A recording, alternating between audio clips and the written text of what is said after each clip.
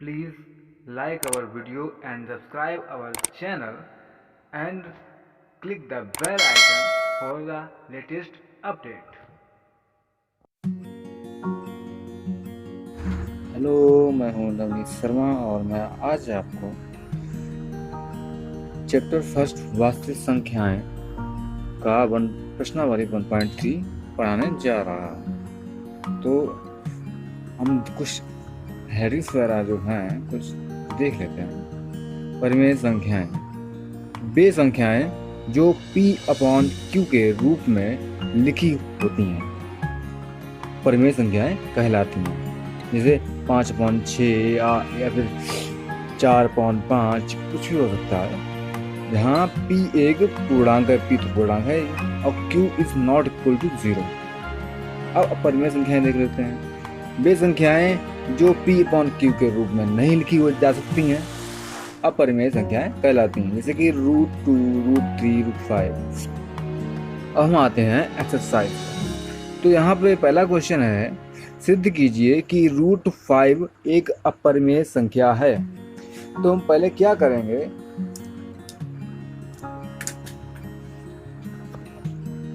हल। तो हम मान लेते हैं, माना √5 एक परिमेय संख्या है। तो हमने क्या किया, यहाँ परिमेय संख्या सिद्ध करने के लिए दिया गया है, तो हम इसका उल्टा मान लिया कि √5 एक परिमेय संख्या है। अब हम इसे परिमेय संख्या के रूप में यूज करेंगे। तो इसलिए √5 इक्वल टू P/Q, जैसा कि ऊपर देखा था हमने, जहां P और Q सहभाज्य पूर्णांक हैं।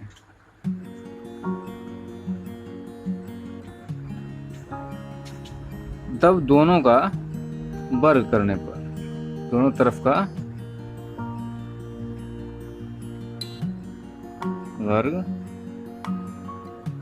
करने पर, तो जब वर्ग करेंगे तो √5 का वर्ग यहाँ हो जाएगा और P/Q का भी इस तरफ वर्ग हो जाएगा। तो √5 का वर्ग होता है 5 और P² अपॉन Q²। अब हम क्या करेंगे, इसे हम क्रॉस मल्टीप्लिकेशन कर लेते हैं। क्या हो जाएगा, 5Q²। यहाँ पे Q जो कि अपॉन में है तो यहाँ जाके मल्टीप्लिकेशन में चला जाएगा, यानी गुणा में चला जाएगा, तो P²। अब हम देखते हैं कि P² जो है वो 5 से हम भाग दे सकते हैं। तो P² 5 से विभाज्य है,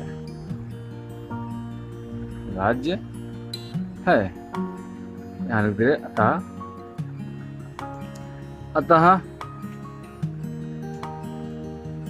P भी 5 से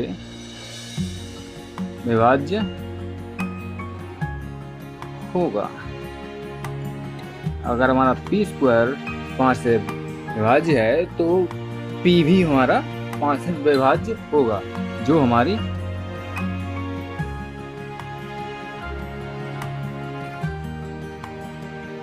कल्पना का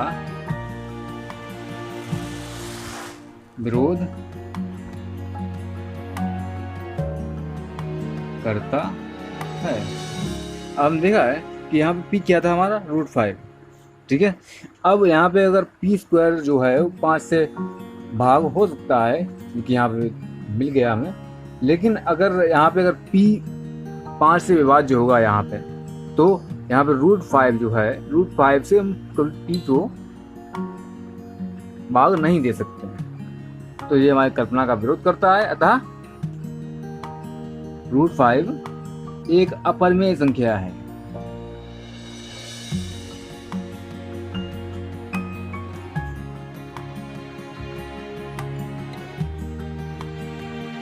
अब यही दूसरा क्वेश्चन देख लेते हैं क्या है।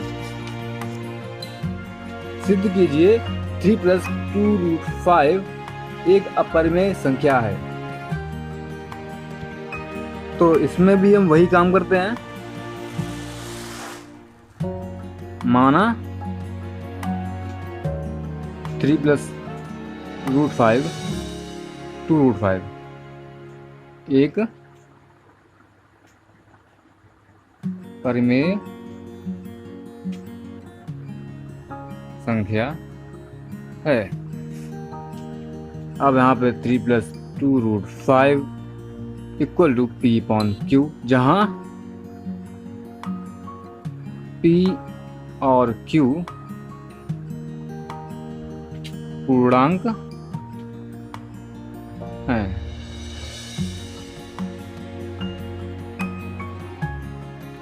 इसलिए हम 3 को इधर पक्षांतर कर लेंगे तो क्या हो जाएगा, P/Q - 3 एक परिमेय संख्या है। अतः √5 जो यहाँ पे 2√5 बचेगा, यानी कि √5 या उसका 2 गुना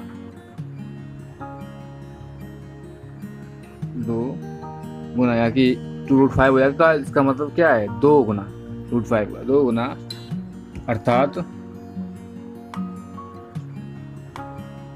2√5 एक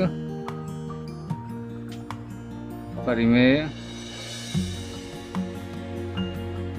संख्या होगी। परंतु इससे तत्व का विरोधावस्था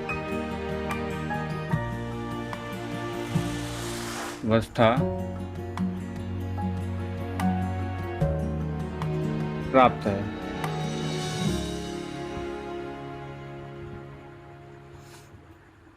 कि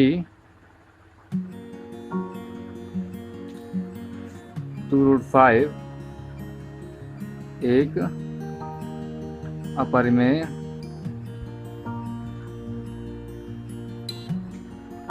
संख्या है।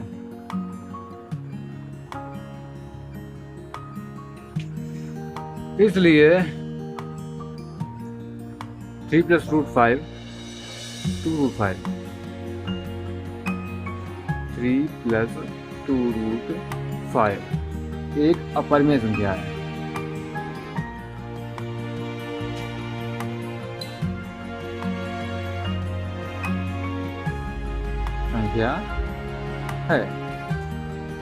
अब तीसरा भी क्वेश्चन इसी टाइप का है, सारे टाइप के। तो क्या करेंगे, हम पहला उठा लेंगे। इसमें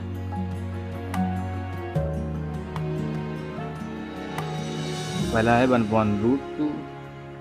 इसका भी वैसे करेंगे कि माना 1/√2 एक परिमेय संख्या है।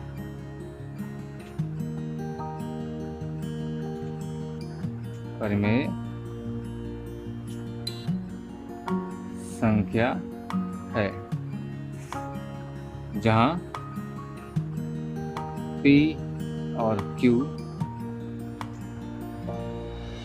पूर्णांक है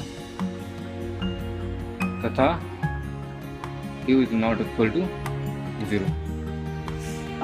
अब यहाँ पे क्या करेंगे, 1/√2 = P/Q।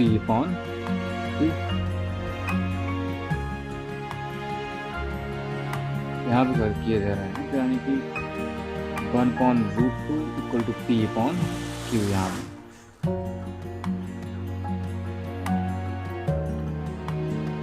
यहाँ 75 का क्रॉस मल्टीप्लिकेशन कर लेंगे तो क्या हो जाएगा हमारा, Q =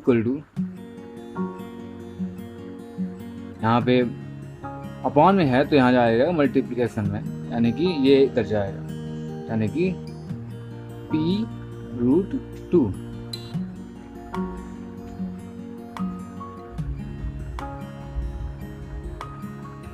अब यहाँ पे √2, अब हमारा p जो है यहाँ मल्टीप्लिकेशन में है तो यहाँ पे जाएगा अपॉन में, यानी कि √2 = q/p, इसका उल्टा हो गया।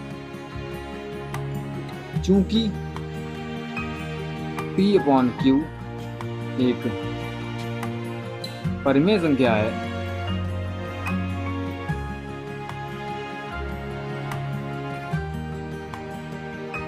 लेकिन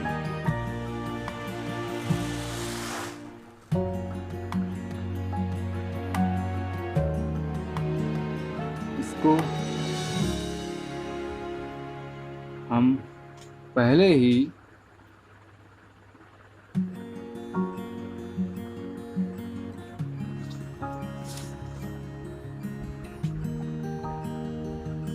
और अपरिमेय सिद्ध कर चुके हैं।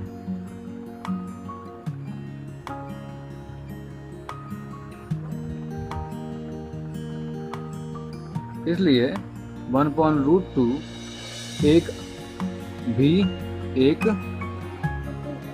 अपरिमेय संख्या होगी।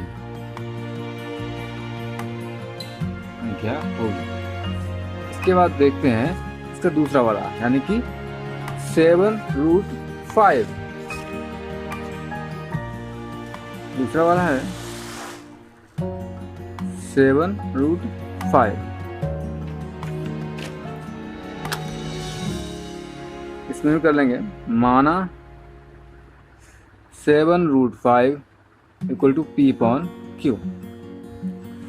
यानी कि √5 = p/7q। अब p/7q परिमेय संख्या है, परिमेय संख्या है, परंतु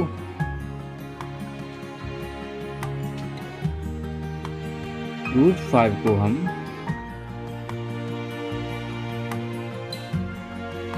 पहले ही अपरिमेय सिद्ध कर चुके हैं। इसलिए 7√5 भी अपरिमेय होगी। अब हमारा तीसरा है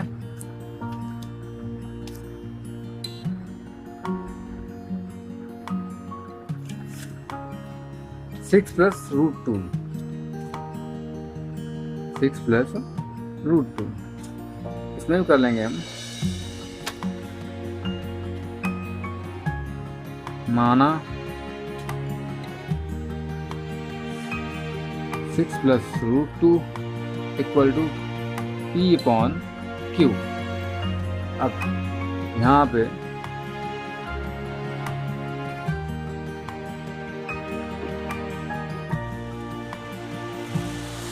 क्या करेंगे, इसे पक्षांतर कर लेंगे, यानी कि √2 = p/q।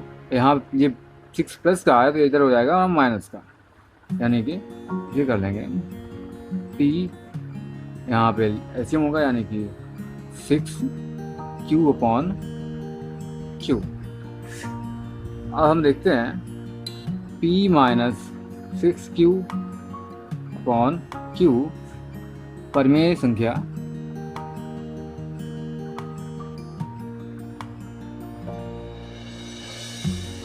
होगी, परंतु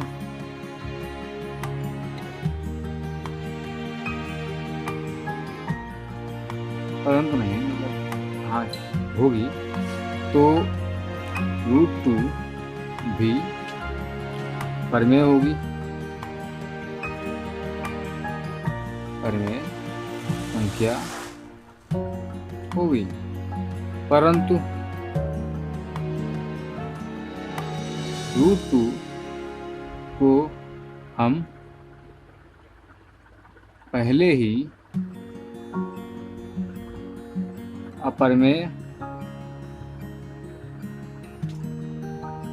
सिद्ध कर चुके हैं। इसलिए 6 + √2 एक अपरिमेय संख्या होगी। अपरिमेय संख्या होगी। चलो ये हमारा खत्म हुआ। तो एक क्वेश्चन दे रहे हैं, वो ही आप करके देखना, ठीक है। तो क्वेश्चन क्या है?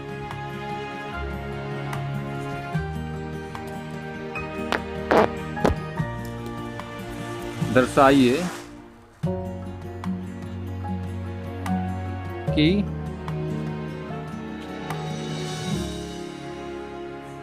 थ्री + √2 एक अपरिमेय संख्या है। इसी तरह दूसरा दे रहे हैं 5 - √3, इसे भी आप प्रूफ कीजिए। आज ज़रा वीडियो लेट हो गई है, तो हम इसके बाद लेट नहीं होगी